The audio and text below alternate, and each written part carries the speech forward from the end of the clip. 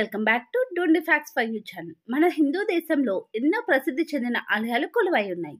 అయితే ఇప్పటికీ కొన్ని ఆలయాల్లో దాగి ఉన్న వింతలు రహస్యాలను ఇప్పటి వరకు ఎవరూ ఛేదించలేకపోయారు. అలాగే ఈ విధంగా ఎన్నో వింతైన ఆలయాలు కూడా మన దేశంలో కొలువై ఉన్నాయి. అయితే మనం ఏ దేవాలయానికి వెళ్ళినా అక్కడ గర్భగుడిలో ఉన్నటువంటి విగ్రహానికి పూజలు చేసి నమస్కరించుకుంటూ ఉంటాం. ఈ విధంగా గర్భగుడిలో ఉన్న స్వామివారు భక్తుల కోరికలు తీరుస్తూ ప్రసిద్ధి చెంది ఉంటారు. కానీ మీరు ఎప్పుడైనా గర్భగుడిలో దేవుడి విగ్రహం లేని ఆలయాన్ని చూసారా? వినడానికి ఆశ్చర్యంగా ఉంది కదూ. గర్భగుడిలో దేవుడు లేకపోతే దానిని ఆలయం అని ఎలా అంటారనే సందేహం కూడా మీకు వచ్చి ఉండొచ్చు. అయితే ఈ విధంగా గర్భగుడిలో విగ్రహం లేని ఆలయం ఎక్కడ ఉంది, ఆలయం విశిష్టత ఏమిటి అనే విషయాలు, అలాగే ఇంట్రెస్టింగ్ ఫ్యాక్ట్స్ ఈరోజు వీడియోలో తెలుసుకుందాం. అలాగే మొదటిసారి కనుక మన ఛానల్ చూస్తుంటే లైక్ చేయండి, షేర్ చేయండి, సబ్స్క్రైబ్ చేసి పక్కనే ఉన్న బెల్ ఐకాన్ అనేది తప్పనిసరిగా యాక్టివేట్ చేసుకోగలరు. తమిళనాడులోని పుదుకొట్టాయిలో ఈ వింత ఆలయం ఉంది.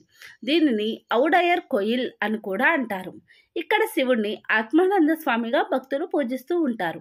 అయితే ఈ ఆలయంలోని గర్భగుడిలో స్వామివారి విగ్రహం మన కంటికి కనిపించదు. అయినప్పటికీ ఈ ఆలయానికి భక్తుల తాకిడి అధికంగా ఉంటుంది. అలాగే మన శరీరంలోని ఆత్మ మనకు ఏ విధంగా అయితే కనిపించదో, ఈ ఆలయంలో ఉన్నటువంటి స్వామివారు కూడా భక్తులకు కనిపించరు. మన శరీరంలోని ఆత్మ మన కంటికి కనిపించదని మన ఆత్మని మనం నమ్మకుండా ఉండలేం కదా. అదేవిధంగా ఈ ఆలయంలో స్వామివారి విగ్రహం లేదని అక్కడ పూజలు చేయడం అయితే మానలేదన్నమాట. అలాగే మనం ఏదైనా శివాలయానికి వెళ్తే అక్కడ గర్భగుడిలో శివలింగానికి ఎదురుగా నందీశ్వరుడు, బయట ధ్వజస్తంభం కనిపిస్తుంది. కానీ ఆత్మానంద స్వామి ఆలయంలో మాత్రం గర్భగుడిలో శివలింగం అనేది ఉండదట. అలాగే శివలింగానికి ఎదురుగా నందీశ్వరుడు, ఆలయం బయట ధ్వజస్తంభం కూడా మనకు కనిపించదట. అదేవిధంగా ఈ ఆలయంలో కొలువై ఉన్న అమ్మవారిని యోగాంబల్ అని అంటారు.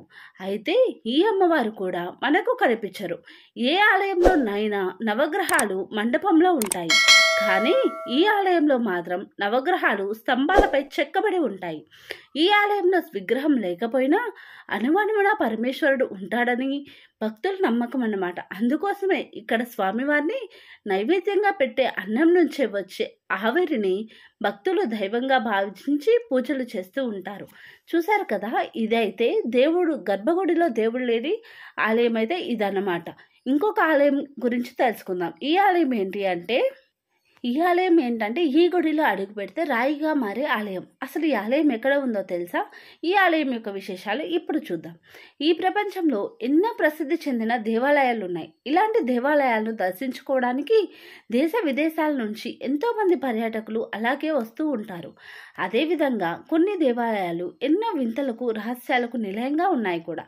అలాంటి దేవాలయాలపై ఎన్నోసార్లు ఎంతోమంది పరిశోధకులు వాటిని కనుగొనే ప్రయత్నం చేసినప్పటికీ అవి అంత చిక్కని మిస్టరీగానే మిగిలిపోయాయి.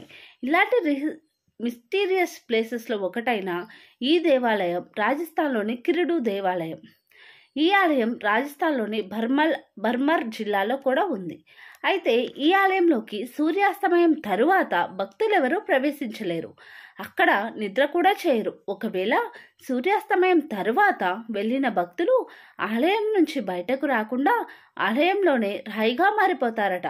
ఈ విధంగా ఈ ఆలయంలో భక్తులు రాయిగా ఎందుకు మారుతారు అనే విషయం గురించి ఇప్పుడు తెలుసుకుందాం. అలాగే పూర్వకథనం ప్రకారం ఒక సాధువు తన శిష్యుల్ని తీసుకొని ఈ దేవాలయానికి వచ్చాడు. ఆ సాధువు తన శిష్యులను దేవాలయంలో వదిలి బయటకు వెళ్ళి చుట్టూ ఉన్న ప్రాంతాలను చూడసాగాడు. ఆ సాధువు అటు నుంచి అటే రాజ్యంలోకి మరికొన్ని ప్రదేశాలను చూడడానికి వెళ్ళారట.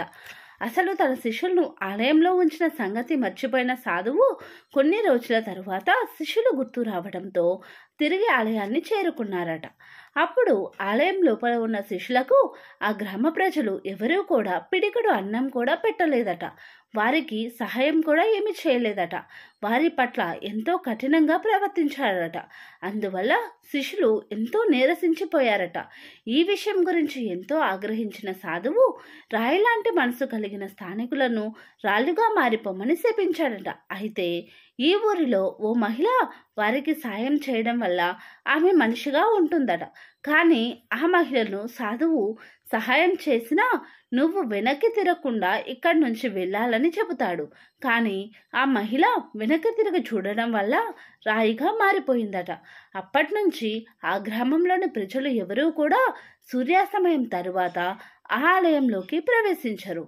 ఇది ఈ యొక్క ఆలయం గురించి. ఈ ఆలయం అనేది ప్రజెంట్ అయితే ఈ దుష్కృల దాడిలో అయితే ధ్వంసం అనేది అయిపోయింది అని చెబుతారు. సో ఈ ఇంట్రెస్టింగ్ ఫ్యాక్ట్స్, ఈ మిస్టీరియస్ ప్లేసెస్ ఒక డీటెయిల్స్ అనేవి మీకు ఎలా అనిపించాయి అనేది అయితే నాకు కామెంట్లో చెప్పండి. అలాగే మొదటిసారి మన ఛానల్ చూస్తుంటే లైక్ చేయండి, షేర్ చేయండి, సబ్స్క్రైబ్ చేసి పక్కనే ఉన్న బెల్ ఐకాన్ అనేది తప్పనిసరిగా యాక్టివేట్ చేసుకోగలరు. థ్యాంక్ యూ ఫర్ వాచింగ్ డూండి facts for you channel. Bye bye.